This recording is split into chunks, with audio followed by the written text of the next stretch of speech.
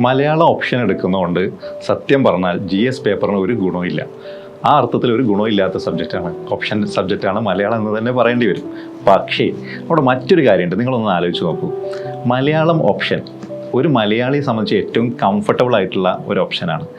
മാത്രമല്ല അയാളുടെ ഒരു ലിഷർ എൻ്റർടൈൻമെൻ്റ് ആയിട്ട് എടുക്കുകയാണെങ്കിൽ മറ്റു GS സബ്ജക്റ്റ് പഠിക്കാനുള്ളതിന് എനർജി ബൂസ്റ്റർ കൂടിയായി മലയാളം ഓപ്ഷൻ മാറും.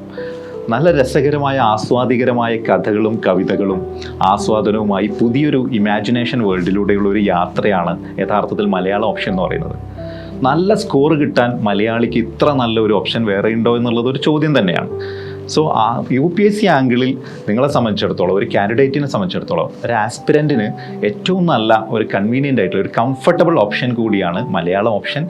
വളരെ രസകരമായ രീതിയിൽ പഠിക്കാൻ പറ്റുന്ന, ആസ്വാദകരമായ രീതിയിൽ അണ്ടർസ്റ്റാൻഡ് ചെയ്യാൻ പറ്റുന്ന, നന്നായി എഴുതി ഫലിപ്പിക്കാൻ പറ്റുന്ന ഒരു ഓപ്ഷൻ പേപ്പറാണ് മലയാളം ഓപ്ഷൻ എന്നുള്ളത്. സോ UPSCക്ക് എന്തുകൊണ്ടും പ്രിപ്പയർ ചെയ്യുന്ന ഒരാൾക്ക് Malayalam option is A better option.